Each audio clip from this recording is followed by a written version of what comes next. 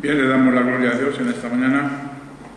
Estamos reunidos en el Día del Señor para adorar a su santo nombre, exaltar su santo nombre y honrar su santo nombre en esta mañana que Dios nos ha dado para que podamos hacerlo y podamos gozarnos en la adoración a Dios.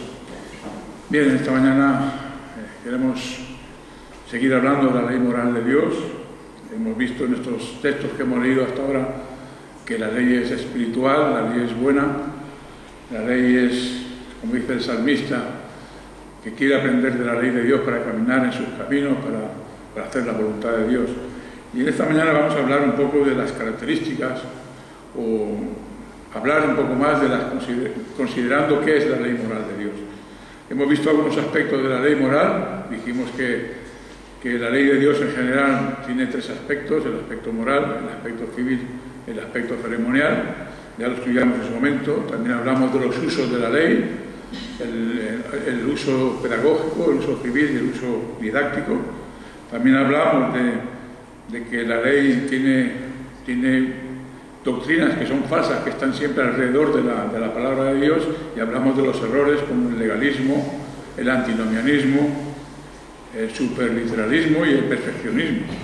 Bien, pues vamos ahora a hablar un poco de lo que es la ley moral en general y vamos a decir cosas que ya hemos dicho, pero que van a ser de nuevo clarificadas y van a ser un poco expuestas para que se vaya haciendo en nosotros esa verdad que quede implantada en nuestro corazón y en nuestra mente. Y vamos a hablar de la ley moral de Dios, no en su aspecto civil, no en su aspecto ceremonial, sino la ley moral, que dijimos, siempre hemos dicho que la ley moral se refiere a los 10 mandamientos. Es toda la ley que Dios, como un ser moral que es, Él nos ha dado a los seres humanos, que somos seres morales también. Y este vínculo que tiene Dios con nosotros y nosotros con Dios es a través de que somos precisamente seres morales, y como Él es un ser moral. Y para eso nos dio la ley, para que podamos tener ese vínculo y de esa manera podemos conocer y obedecer la voluntad de Dios. Vamos a decir que una cosa muy obvia para los creyentes, que la ley moral viene de Dios. Esto todos lo sabemos, todos lo entendemos, todos lo confesamos, que la ley de los 10 mandamientos, la ley moral que está resumida en los 10 mandamientos, viene de Dios, directamente de Dios. No es una justicia que los hombres hayan inventado. No son mandamientos que el hombre, por su razonamiento, ha llegado a decir que son buenos mandamientos para la sociedad, sino simplemente es Dios que la dio, la ley moral de Dios.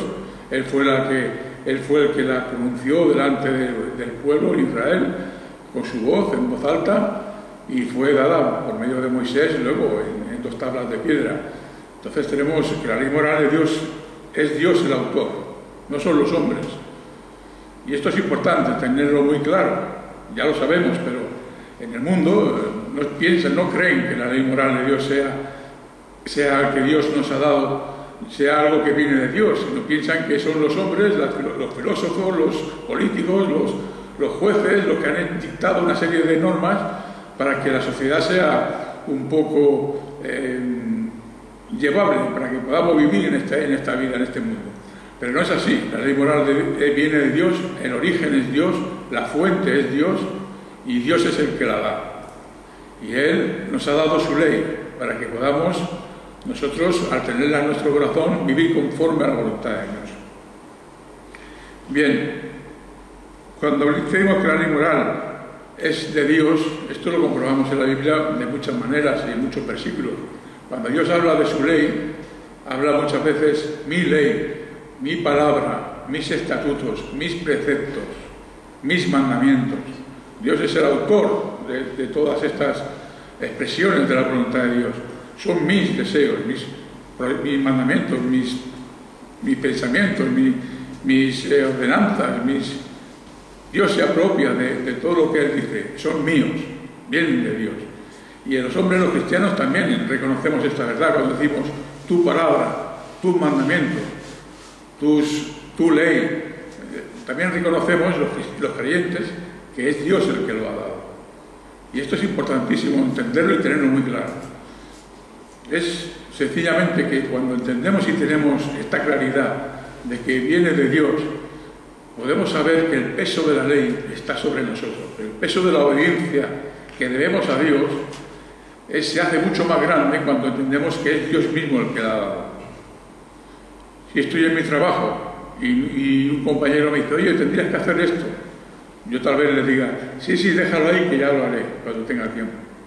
Pero si viene el gerente de la empresa y me dice, oye, haz aquello, yo lo dejaré todo para hacer lo que me manda el empresario, el jefe, el director de la empresa. ¿Por qué? Porque me lo ha dicho alguien que es muy superior en ese aspecto del trabajo a mí y a mi compañero. Y por eso cuando reconocemos que es Dios el que nos manda los mandamientos, el que nos da y nos dice lo que tenemos que hacer, tenemos la obligación y tenemos la responsabilidad de obedecer. No es cualquier hombre que nos lo diga, no es el hombre más sabio del mundo el que nos haya redactado, no es Salomón, no fue Moisés, no es la Iglesia el que nos da los mandamientos de Dios. Los mandamientos nos los da Dios y tenemos esa responsabilidad delante del Creador. Tenemos ese peso de que la autoridad de los mandamientos no es de la Iglesia ni de ningún hombre, sino del mismo Dios.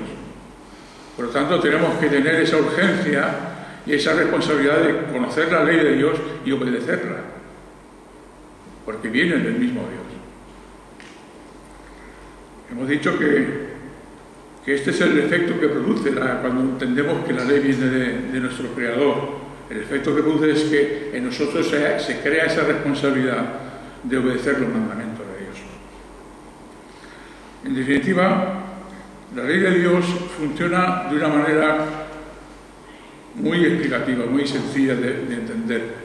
Cuando Dios dijo en el Levítico, sed santos, porque yo soy santo, en realidad la forma de entender la ley de Dios en esta declaración es la siguiente: vosotros no robaréis, porque yo, como soy santo, y vosotros debéis ser santos, no deberéis robar, porque yo no robo.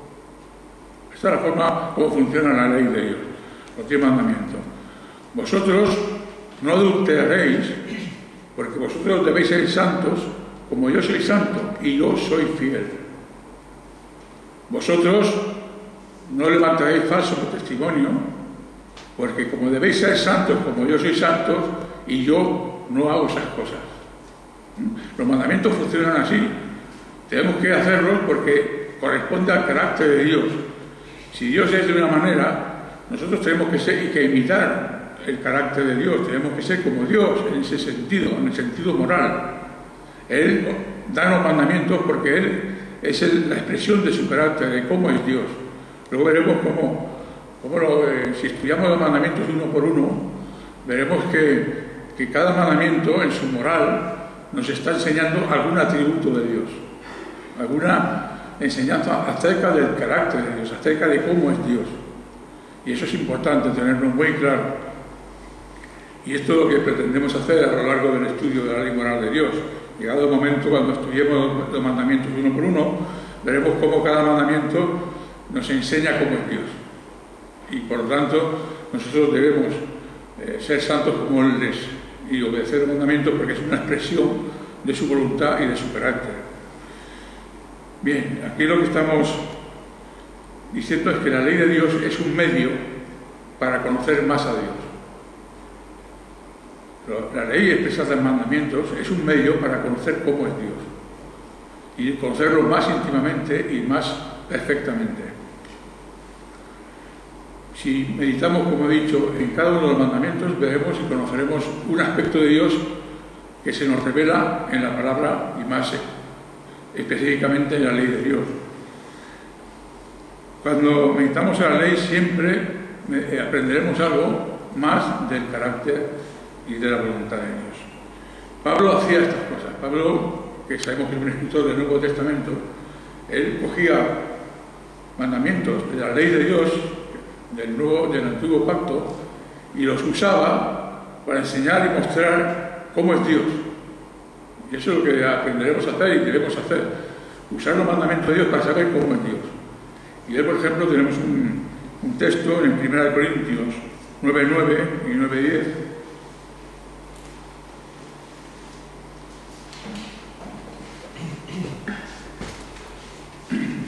Fijaros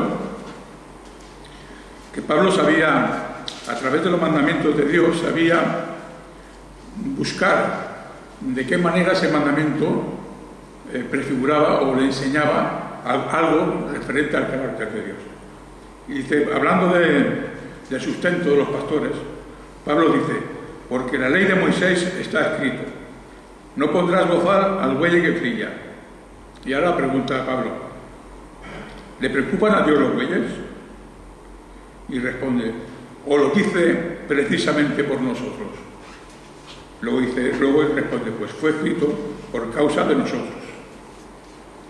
Vemos como Dios, como Pablo, usa un antiguo mandamiento de la ley de Dios, el que no pongas bozal al buey que trilla, al buey que está trabajando en el campo, no le ponga bozal, mientras trabaja pueda comer. Y de esa manera el animal, en este caso, pues no sufra el daño de estar trabajando sin comer encima. Si está el buey trabajando, no le pongas bozal que pueda comer tranquilamente. De esta manera, Pablo usa ese mandamiento para traer una enseñanza para nosotros, para la iglesia de hoy, y se refiere al sustento que tenemos que dar a los pastores, a los que predican y se dedican a la predicación. Entonces dice, trayendo ese mandamiento, dice, ¿esto lo dice por los bueyes? Es decir, ¿es que solo lo dice para los animales? ¿O lo dice también por nosotros? Y él mismo se responde, no, lo dice también por nosotros, por los creyentes, por los pastores, por el siervo de Dios, que necesitan el sustento también de la iglesia. Eso es lo que está refiriéndose aquí. Y Pablo, ¿qué está sacando de esta conclusión, de este mandamiento? Lo que está diciendo es que Dios es bueno y es justo para dar a cada uno lo que necesita. Si el pastor está dedicado a la obra del Señor, si el siervo de Dios está dedicado para servir a los hermanos de la iglesia, es justo y necesario, y por eso Dios lo pone aquí, que también sea recompensado para que pueda vivir de lo material. O sea que Pablo nos da a entender que por ese mandamiento Dios es justo para con sus siervos y Dios es bueno para que no les falte lo necesario a sus siervos. Vemos cómo podemos sacar de un mandamiento algo de cómo es Dios, cuál es su carácter, cuál es su voluntad. Vemos que en este caso, en este mandamiento, entendemos que Dios es justo y es bueno porque se preocupa de aquellos que están en la viña del Señor, trabajando en la viña del Señor. Así que la ley lo que hace es dejarnos conocer mejor a Dios. Cuando Dios prohíbe en su ley que no hagamos tal cosa, o Dios nos manda que hagamos cierta cosa, es que nos está mostrando cuál es su voluntad, su carácter, lo que Él quiere, lo que Él desea, lo que Él espera de nosotros. Eso es lo que está diciendo Él con los 10 mandamientos, con toda la ley moral. En Deuteronomio 4, 5 y 8, Deuteronomio 4, 5 y 8, fijaros, Moisés está hablando al pueblo de Israel y les dice algo tremendo. Mirad, os he enseñado estatutos y decretos, conforme me enseñó Yahvé mi Dios, para que hagáis así en medio de la tierra donde vais a entrar para poseerla. Observarlos y practicarlos, pues constituye vuestra sabiduría y vuestro entendimiento a la vista de las naciones, las cuales tendrán noticia de todos estos estatutos y dirán, en verdad, esta gran nación es un pueblo sabio y entendido. Pues, ¿qué nación hay tan grande que tenga dioses tan cercanos así, como lo está Yahvé, nuestro Dios siempre, que nosotros lo invocamos? ¿Y qué nación hay tan grande que tenga estatutos y decretos tan justos como toda esta ley que hoy pongo ante vosotros? Si lo leemos un poquito con entendimiento, vamos a ver que Moisés está diciendo que la ley de Dios da conocimiento, da sabiduría, da entendimiento al pueblo de Dios. Dice en el versículo 6 que guardemos y observemos los mandamientos de Dios, porque esto constituye nuestra sabiduría y nuestro entendimiento. Si guardamos la ley de Dios, si los observamos los mandamientos de Dios, si conocemos la ley de Dios, es nuestra sabiduría y nuestro entendimiento. ¿Acerca de quién? Acerca de Dios. Conocer la ley de Dios es conocer a Dios. Conocer lo que Dios nos manda en sus mandamientos, lo que nos prohíbe, es conocer a Dios. Porque es la expresión de su voluntad, es la expresión de lo que Él es. Así que, si guardamos y practicamos los mandamientos de Dios, esto hace de nosotros que seamos un pueblo sabio y entendido. Y las demás naciones, en el caso de Israel, cuando veían que Israel tenía esta clase de leyes, veían y reconocían que era un pueblo grande y entendido y sabio. Las naciones vecinas, las naciones que estaban a las fronteras de Israel, reconocían que en Israel tenían un Dios que ellos no era como el que ellos tenían, porque les daba unas leyes justas, dice en el versículo 8, ¿y qué nación hay tan grande que tenga estatutos y decretos tan justos como toda esta ley que hoy pongo ante vosotros? La ley de Dios es justa y hace que en el caso de Israel las demás naciones se fijaran en Israel y dijeran, pero ¿qué clase de leyes tiene este pueblo? ¿Qué clase de leyes morales tiene este pueblo que puede y tiene un Dios tan cercano a ellos? Si nuestros dioses no están tan cercanos a nosotros como está Yahvé del pueblo de Israel. ¿Y qué clase de leyes tiene que nosotros no tenemos leyes así? O sea que Israel estaba puesto en aquel lugar para dar enseñanza, para dar luz a las demás naciones y ver que todas las naciones vieran en el pueblo de Israel que ellos tenían al Dios verdadero, tenían un Dios justo, que daba leyes justas y que daba leyes que eran perfectas para el pueblo de Dios si ellos guardaban la ley de Dios, claro está. O sea que por medio de la ley recibimos sabiduría y entendimiento y conocemos a Dios, y de esa manera podemos dar testimonio de que nuestro Dios es el Dios verdadero, que nos da leyes justas, mandamientos justos, que los demás dioses de las demás naciones no tienen. Pero ellos tienen que ver que nuestro Dios es un Dios justo y bueno. Vamos a ver también que la ley moral son reglas de justicia establecidas para el creyente y para el no creyente. Esto también lo hemos comentado ya, pero yo quiero recalcarlo. La mayoría de la gente piensa que cuando hablamos de los 10 mandamientos, si hablas de los 10 mandamientos con un inconverso, te va a decir que, bueno, eso es para ti, porque eres creyente, eso porque tú eres cristiano. Y si tú dices, sí, soy cristiano, vale, tú eres de aquellos que no pueden mentir, tú eres de aquellos que no pueden robar. Sí, yo soy de eso. Pero te digo algo, es que tú tampoco puedes mentir y tú tampoco puedes robar, aunque sea inconverso. Ellos piensan que los mandamientos de Dios son para los cristianos, para los que se hacen llamar cristianos. Ellos, como no tienen una religión cristiana, para ellos los mandamientos no les sirven. Pero nosotros podemos decirle, no, es que ciertamente a mí me obliga mi fe a no mentir y a no robar, pero tú también estás obligado a no mentir y a no robar, porque la ley de Dios es también para ti, aunque no seas creyente. Lo que pasa es que yo como cristiano procuro y me esfuerzo en cumplir los mandamientos de Dios. Los inconversos no pueden hacerlo. Así que verdaderamente la ley moral de Dios, ya lo hemos comentado una vez, está escrita en el corazón de los hombres. Si Dios quiere, dedicaremos solo una mañana para hablar de cómo la ley está escrita en el corazón de los hombres. Pero al principio lo comento así porque ya lo veremos más a profundidad. La ley de Dios está escrita en el corazón de todos los seres humanos y todos tienen conocimiento de lo que es la ley moral de Dios. Todos saben lo que está bien y lo que está mal. Todos saben lo que es bueno y lo que es malo, aunque como el hombre cayó en pecado, el pecado oscureció la ley moral que estaba en el corazón y ahora ya no es una guía que pueda ser perfecta para el no creyente.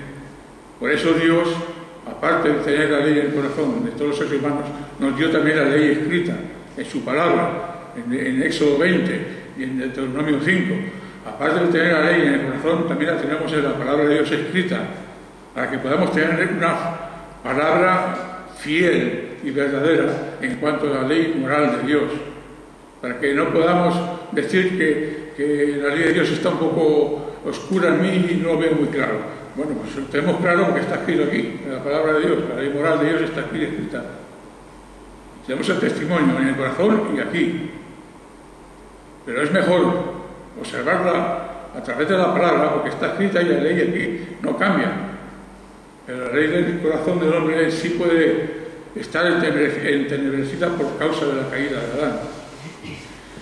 Pero Dios hizo algo tremendo, y es que para los creyentes, además de tenerla en el corazón de una forma como todos los seres humanos, además de tenerla escrita en la palabra de Dios, cuando Dios regenera a un hombre, a una mujer, cuando Dios regenera a una persona, vuelve a poner la ley en sus mentes y en su corazón.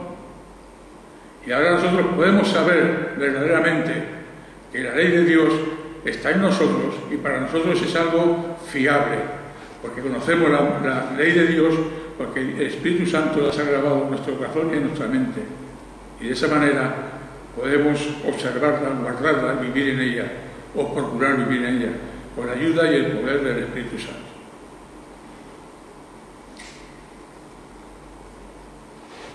Esto que acabo de decir, de que la ley está en los corazones, eso lo podemos leer, si lo queréis leer, en Romanos 2:14, por cuanto los gentiles que no tienen ley hacen por naturaleza cosas de la ley, estos, no teniendo ley, son ley para sí mismos. Y en el 15, los cuales muestran la obra de la ley escrita en sus corazones, dando testimonio juntamente con su conciencia y acusándolos o defendiéndolos sus razonamientos. Romanos 2:14 y 15. La ley moral trasciende toda cultura y todo tiempo. La ley moral es desde Adán hasta el último hombre de la tierra. Estará presente en la vida del ser humano. No hay ningún momento en que el ser humano haya estado sin la ley de Dios. Desde Adán hasta el último hombre que quede en la tierra serán y están vinculados a la ley de Dios, a la ley moral de Dios. Pero alguien dirá, bueno, vosotros es fácil que digáis estas cosas porque como sois cristianos, como en España hay la Biblia, existe la Biblia, y como en España se ha creado, desde siempre ha habido la religión cristiana, desde hace muchos años, pues vosotros tenéis la Biblia y tenéis la moralidad de la Biblia. Pero en otros pueblos hay otras culturas que tienen otros libros, que tienen otras leyes y que también hay que respetarlos. Esto dicen, incluso en la universidad se dice, que hay pueblos que son de otros lugares del mundo donde ellos no tienen la Biblia y por lo tanto tienen otros libros como el Corán, y ellos pueden tener unas leyes morales que están en el Corán, y ellos en vez de adorar a nuestro Dios como nosotros adoramos y a Jesucristo, ellos adoran a Alá y a Mahoma, y entonces dicen, por lo tanto, es una cuestión de cultura. Vosotros tenéis un Dios que es el Dios que vosotros decís, a Jesucristo, porque estáis en la cultura de un pueblo, en un país donde se ha enseñado la religión cristiana. Pero si tú hubieras nacido en otro lugar del mundo, por ejemplo, y hubieras estado adorando a Alá y el profeta Mahoma, entonces serías un musulmán y tendrías el Corán, y por lo tanto te regularías por las leyes morales que hay en el Corán, que hay ciertas leyes morales en el Corán. Y si hubieras nacido en otro lugar, tal vez serías hinduista o serías budista. Entonces estos mismos te dicen, por lo tanto, no es cuestión de que haya un Dios verdadero, sino que todas las religiones son buenas. Porque depende de donde tú hayas nacido y lo que te hayan inculcado del niño. Esto es lo que se dice incluso en las universidades. Pero ciertamente vamos a ver que, por ejemplo, cuando Pablo fue a Atenas, fue ahí en Grecia y entró en la ciudad de Atenas, todos os acordáis, cómo veía, el pueblo estaba entregado a la idolatría, cómo veía aquellas estatuas, imágenes a los dioses que ellos tenían allí, y tenían aquella base para que no había imagen, para el Dios no conocido, o para el Dios desconocido.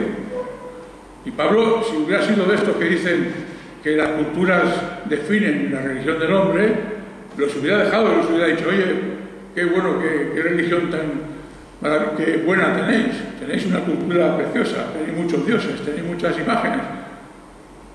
Sed sinceros con lo que creéis y que ya os irá bien las cosas. Podéis estar orgullosos de vuestra religión. Eso no lo dijo Pablo.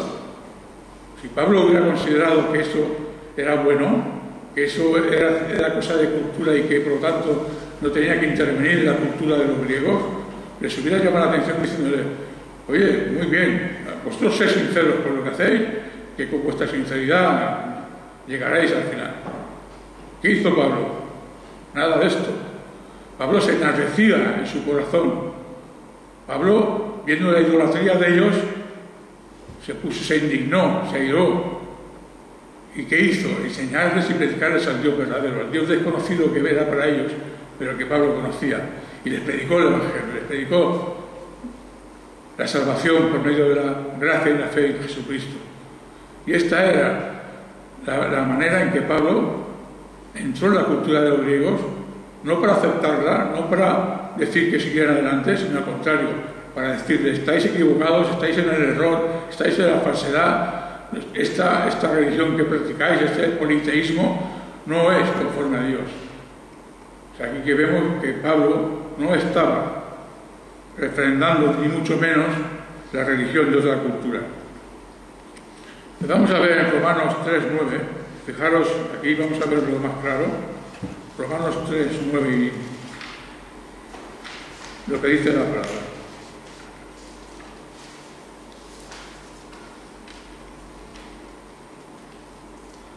Entonces, ¿qué? ¿Estamos en desventaja? En ninguna manera. Pues ya hemos acusado tanto a judíos como a griegos que todos están bajo pecado. Pablo, el mismo Pablo que estuvo en Atenas, dice: entonces, ¿qué ocurre? Que los judíos hemos perdido la ventaja, porque ya hemos perdido la consideración que teníamos antes del culto, de las ceremonias, de las leyes ceremoniales. Estamos en desventaja por eso. De ninguna manera, porque ya hemos acusado a judíos y a griegos que todos están bajo pecado. Pablo sabía perfectamente que tanto unos como otros, tanto los griegos, los gentiles, como los judíos, habían transgredido la misma ley, la ley moral de Dios. Por eso dice que todos están bajo pecado, porque todos habían transgredido la misma ley, el mismo mandamiento de Dios. Habían transgredido la ley que Dios da a todo ser humano. Los judíos la tenían de manera escrita, los gentiles la tenían en el corazón, pero todos, tanto judíos como gentiles, habían quebrantado la ley moral de Dios. Pablo no decía: no, es que solo los que tienen la ley escrita son los que están bajo pecado, porque les acusa solo a ellos. No. Los griegos, los gentiles, que no tenían la ley escrita, también eran y están bajo pecado, porque tienen la ley escrita en sus corazones. ¿Entendemos esto? Lo vemos claro. Ellos están bajo pecado, judíos y gentiles, porque todos quebrantaron la misma ley, la ley moral de Dios. Unos la tenían escrita y otros la tenían en sus corazones, pero todos están bajo pecado, es decir, son culpables de pecado. Y en el 19, en este mismo capítulo, dice: pero sabemos que cuantas cosas dice la ley, las dice a los que están bajo la ley, para que toda boca sea cerrada y todo el mundo quede expuesto al juicio de Dios. Algunos dirán: ahora ya no entiendo. Pero sabemos que cuantas cosas dice la ley, las dice para los que están bajo la ley. Entonces alguien dirá: ¿ves? Los que están bajo la ley son los judíos. Los gentiles no, porque no tenían la ley escrita. Entonces dice que en este versículo, que sabemos que cuantas cosas dice la ley, lo dice a los que están bajo la ley, es decir, a los que tienen la ley escrita, a los judíos que recibieron la ley escrita en 2 tablas de piedra. A esto les acusa la ley, no a los gentiles. Pero ¿qué dice Pablo? Sabemos que cuantas cosas dice la ley, las dice a los que están en la ley, para que toda boca sea cerrada y todo el mundo quede expuesto al juicio de Dios. Si fuera así, Pablo no hubiera expresado este versículo como lo expresa. Si Pablo hubiera creído que la ley moral solo atañe, solo vincula a los que tienen la ley escrita, a los que tienen las dos tablas de la ley, es decir, a los judíos, pues no hubiera dicho lo que está diciendo aquí, hubiera dicho, para que sabemos que cuantas cosas dice la ley, la dice a los que están en la ley, para que nuestra boca sea cerrada. Y todos nosotros quedemos expuestos al juicio de Dios. Esto hubiera dicho si Pablo hubiera entendido que la ley solo era para los judíos. Él era judío. Y hubiera dicho, sabemos que cuantas cosas dice la ley, las dice a los que estamos en la ley. Pero no dice eso, no dice estamos, dice están. Para que nuestra boca sea cerrada. No dice eso, dice toda boca. Y todo el mundo, y él hubiera tenido que decir, y nosotros que tenemos la ley, estamos bajo el juicio de Dios. No, no dice nada de esto. Pablo entiende y reconoce y escribe que la ley tapa la boca de todos los seres humanos, tanto judíos como gentiles. ¿Lo entendemos? Para que toda boca sea cerrada y todo el mundo, todos los seres humanos queden expuestos al juicio de Dios. ¿Por qué? Porque han quebrantado la ley moral de Dios. La ley moral de Dios no solo fue dada a los judíos, fue dada para todos los seres humanos. Todos los seres humanos están obligados a cumplir los 10 mandamientos. ¿Qué ocurre? Que los gentiles, los inconversos, los que no creen en el Señor, los que no han sido regenerados, ni quieren ni pueden someterse a la ley de Dios. Ni quieren ni pueden. Eso dice Pablo en otro lugar. No quieren ni pueden sujetarse a la ley de Dios. Por eso es la diferencia. Nosotros hemos sido regenerados, nuestra mente ha sido renovada, nuestros anhelos en el corazón han sido cambiados, nuestra naturaleza es nueva. Nosotros tenemos el poder de cumplir con los mandamientos de Dios, no perfectamente, pero sí podemos añorar y desear cumplirlos y esforzarnos en cumplirlos. Los gentiles ni lo desean ni pueden hacerlo. Los gentiles, los inconversos, se encuentran en una situación dramática. ¿Por qué? Porque si intentan cumplir los mandamientos de Dios, no es que no puedan solo, es que además se condenan más. Porque lo que intentarían sería vivir en la hipocresía delante de Dios. Si alguien que no conoce a Dios intenta seguir los caminos del Señor, no va a poder, y además resulta en hipocresía porque no es un verdadero hijo de Dios. Por lo tanto, sería aparentar que él, siendo incrédulo, quisiera aparentar que ama a Dios y que conoce a Dios, guardando sus mandamientos. Y eso es hipocresía. Cuando un inconverso quiere guardar los mandamientos de Dios, se condena más a sí mismo, porque está intentando engañar a los hombres, diciendo yo conozco a Dios porque guardo sus mandamientos, yo amo a Dios porque guardo sus mandamientos, cuando en realidad su corazón es un corazón incrédulo, es un corazón sin regenerar, y se condena más, porque entonces vive en hipocresía. Pero es que el inconverso, si además de ser incrédulo no guarda los mandamientos de Dios, se condena también por no cumplir la ley de Dios. Y esta es la situación de los incrédulos. Es dramática, es un desastre para ellos. Porque si intentan cumplir con los mandamientos de Dios, se condenan por su hipocresía. Y si no lo intentan guardar, es peor, porque no obedecen la ley de Dios.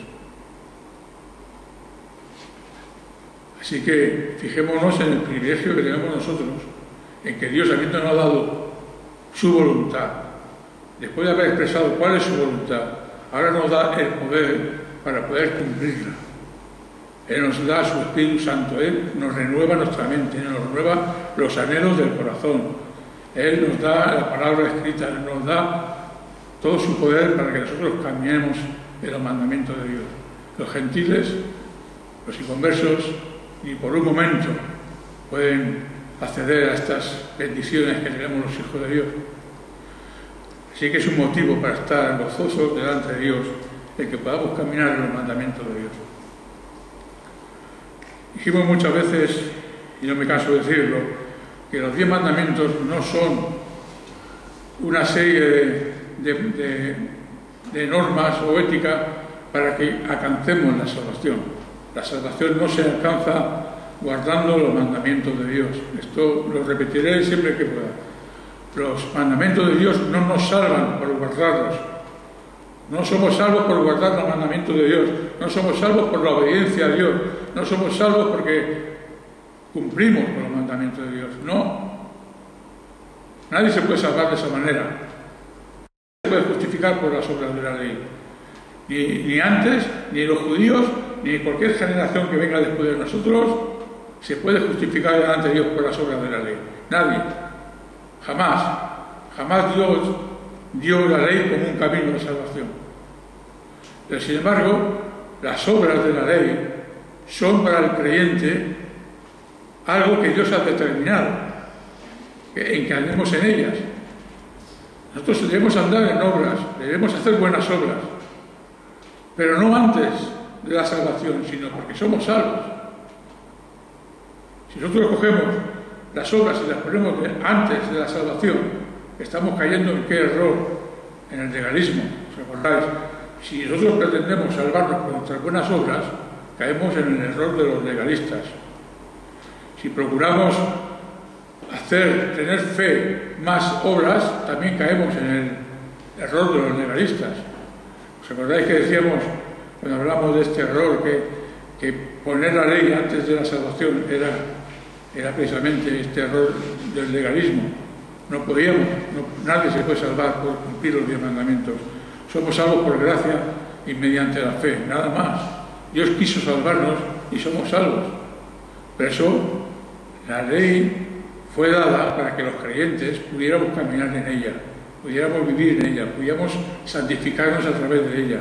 El Espíritu Santo, cuando coge los mandamientos de Dios y los aplica a nuestro corazón, nos está santificando. Así que las obras y la ley, las obras de la ley y la fe no están reñidas, sino que son complementarias. No significa que nos salvemos por ellas, pero sí significa que el verdadero creyente tiene que caminar en ellas, tiene que caminar en la ley de Dios.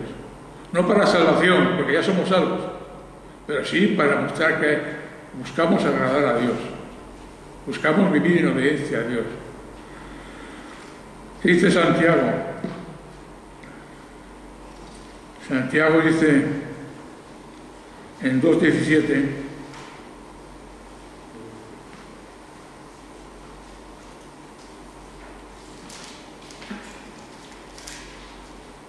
y 18. Así también la fe, si no tiene obras, está muerta en sí misma. Pero alguno dirá: tú tienes fe y yo tengo obras. Muéstrame tu fe sin obras y yo te mostraré la fe por mis obras.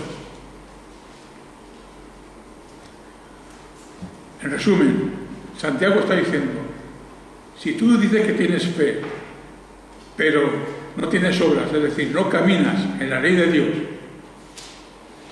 ¿qué clase de fe es esa? Ha dicho en el versículo anterior que esa clase de fe es una fe muerta. Pero si tú tienes fe y me lo demuestras con las obras, es decir, caminando en la ley de Dios, entonces tú tienes la fe genuina y verdadera. Esto es lo que está diciendo Santiago en estos 2 versículos. La fe siempre produce buenas obras. Y no me refiero buenas obras a ir por la calle y ver todos los mendigos que veas y darle una limosna. No, eso no son las buenas obras. Las buenas obras son el caminar en la ley de Dios, el no tener ningún Dios delante del Dios verdadero, el no usar el nombre de Dios en vano, el no codiciar lo que no es nuestro. Eso son buenas obras. El no codiciar la mujer del prójimo, el no codiciar las cosas del prójimo, el no levantar falso testimonio, el no robar, en no mentir. Estas son las buenas obras, es decir, las obras de la ley, es decir, los mandamientos de Dios. Y si tú tienes fe, pero no cumples con los mandamientos de Dios, tu fe es muerta. Pero si tú tienes fe y caminas en los mandamientos de Dios, tu fe es verdadera. Esto es lo que está diciendo Santiago. ¿Tienes fe? Muéstramela por tus obras. Muéstramela en tu obediencia. No me digas que tú tienes fe y que la ley ya no tiene nada que ver contigo. No me digas que tienes fe y que ya tu obediencia ya se ha acabado porque has sido salvo por la gracia. No, no. Tú tienes fe, demuéstramelo con tus obras, caminando en la ley de Dios. Caminando en lo que Dios ha mandado. No haciendo lo que Dios ha prohibido, haciendo lo que Dios manda. Eso es como se demuestra la verdadera fe. El que tiene fe, el que dice que tiene fe y no guarda la ley de Dios, no tiene fe verdadera. Si tú te humillas delante de Dios, si tú amas a los hermanos, si tú amas la palabra de Dios, si tú te santificas, si tú te apartas del mundo, si tú dejas los hábitos malos, entonces me estás demostrando que tu fe es verdadera. Entonces me estás demostrando que tu fe es genuina. Tienes una fe salvadora. Pero si tú dices que tienes fe y no te humillas delante de Dios, no amas a los hermanos, no guardas la palabra, entonces no me digas que tienes fe, porque tu fe es muerta, dice Santiago. Fijaros en Efesios 2:10.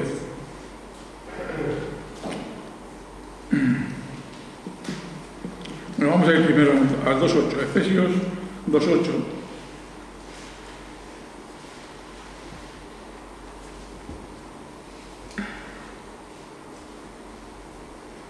Porque por gracia habéis sido salvados por medio de la fe.